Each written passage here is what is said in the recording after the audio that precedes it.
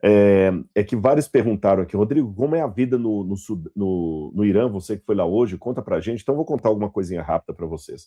Em primeiro lugar, o iraniano é gente boa demais. Eu fiquei assim, até a impressão que eu tive lá é que tinha um Irã das manchetes e um Irã que eu visitei. Porque, assim, a primeira coisa que eu pensava que eu ia encontrar quando chegasse no Irã era uma miséria tremenda, um país caindo aos pedaços.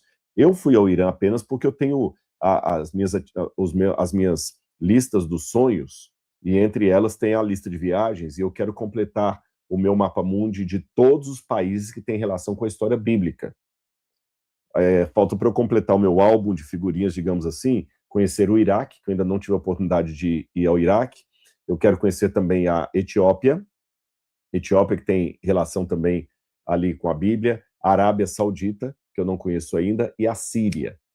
Mas os demais países, Deus me deu a graça de conhecer. Eu conheço o Líbano, conheço o Irã, eu conheço a Turquia, conheço a Grécia, Israel, Jordânia, Egito. Então, eu estou montando. Por isso que eu fui ao Irã.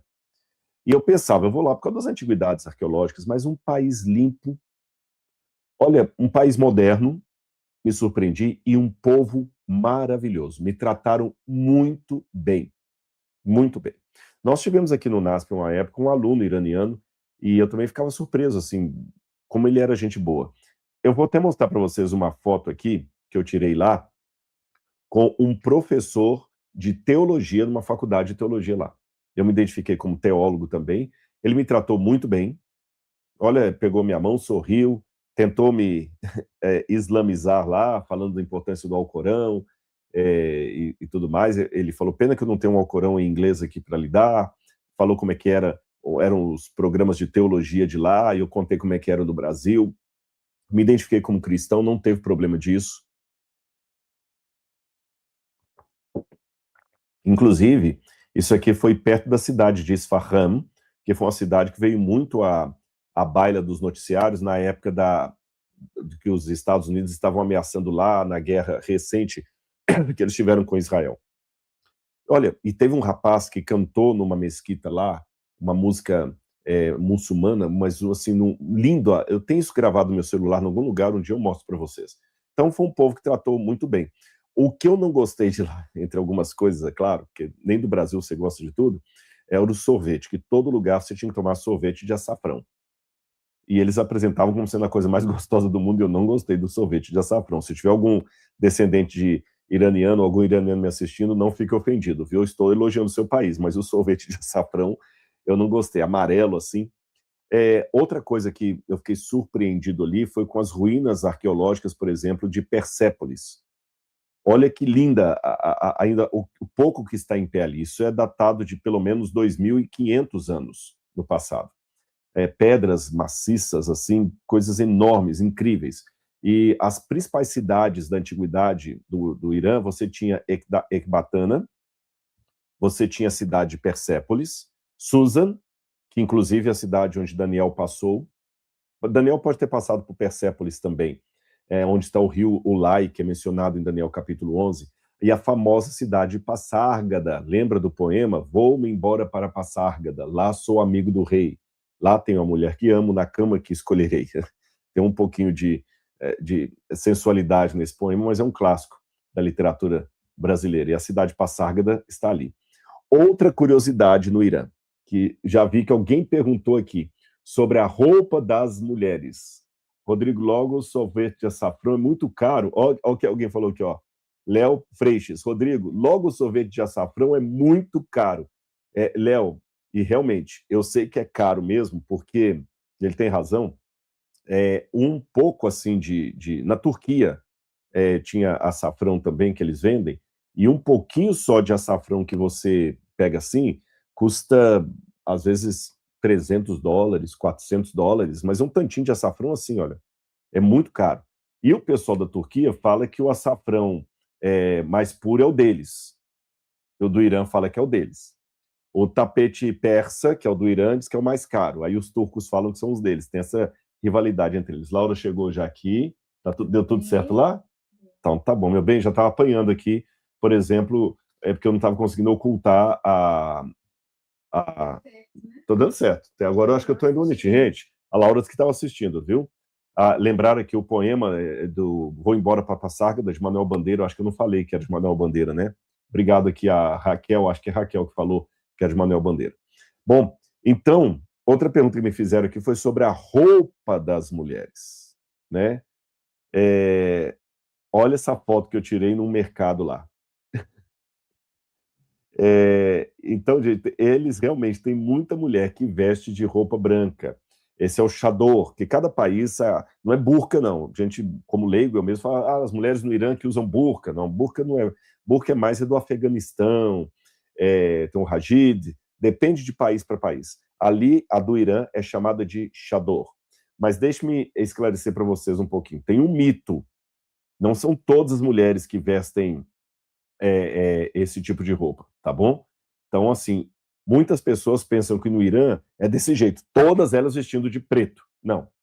A maior parte das mulheres que eu vi na rua estavam como no slide da direita aqui, essas mulheres, elas colocam o véu, e aí eu quero comparar as duas imagens para explicar a você por quê. Logo que houve a Revolução Muçulmana, que o Ayatollah Khomeini preferia que as mulheres usassem toda a roupa de preto, tem uma razão. E eu vou explicar para vocês qual a razão. Muitos grupos que surgiram, olha que curioso isso aqui, não é uma, vou sair aqui um pouquinho do slide só para explicar isso para vocês. Não é uma origem comum, mas não é meramente uma coincidência. Espera aí. Quando teve o iluminismo alemão e o pietismo alemão, muitos grupos religiosos que se tornaram altamente conservadores eram contrários à modernidade. Então, uma forma que esses grupos tinham de demonstrar o seu protesto à modernidade era se vestindo de preto, por duas razões. Primeiro, porque o preto é uma cor mais modesta, era uma cor mais modesta, não é uma cor espalhafatosa, não é um tecido multicolorido que chama atenção para você. O preto é um tecido discreto. A roupa mais discreta que tem é a preta, mais discreta do que o branco. É bem discreta mesmo o preto. Você vê que você veste todo de preto, né? Fica até estranho, assim, não é uma roupa agradável de você olhar. Veja uma pessoa dark, por exemplo, né? Não é muito legal uma pessoa toda de preto. E a segunda razão era apresentar o luto contra a modernidade. Eu estou de luto, porque a modernidade está matando valores. Então você vê que, coincidência das coincidências, muitos grupos religiosos vestiram-se de preto. Os Amish, os Quakers, um grupo dos Amish, não todos os Amish. Tem grupo de Amish hoje que usa mais aquela jardineira, já não se vestem mais tanto de preto, mas tinha um grupo de Amish ali dos puritanos de Massachusetts que só vestiam de preto. Os Quakers também se vestiam de preto. Muitas becas, batinas de padres antigas, e algumas freiras também, eram todas batinas pretas. Lembra, o padre, durante um tempo, hoje não é mais assim, muitos padres nem usam mais batina, mas quando o padre usa uma batina mais clássica, mais conservadora, era preto. Judeus ortodoxos também eles se vestem de preto, colocam uma blusa branca, mas um paletó preto, um chapéu preto, uma calça preta, e essas mulheres também vestiam de preto por isso.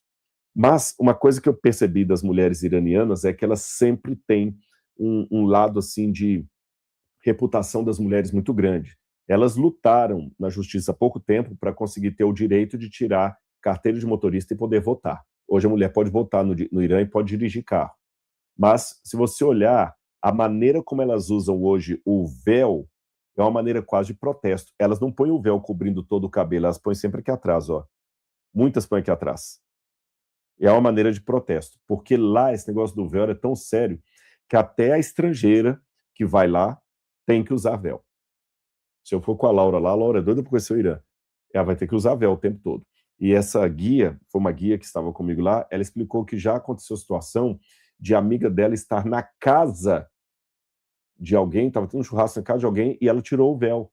O vizinho viu, denunciou, a polícia vem, que tem uma polícia da moralidade que vem lá e prende. Eu esqueci de colocar isso naquela pirâmide. E a polícia da moralidade bate em praça pública, faz coisas terríveis.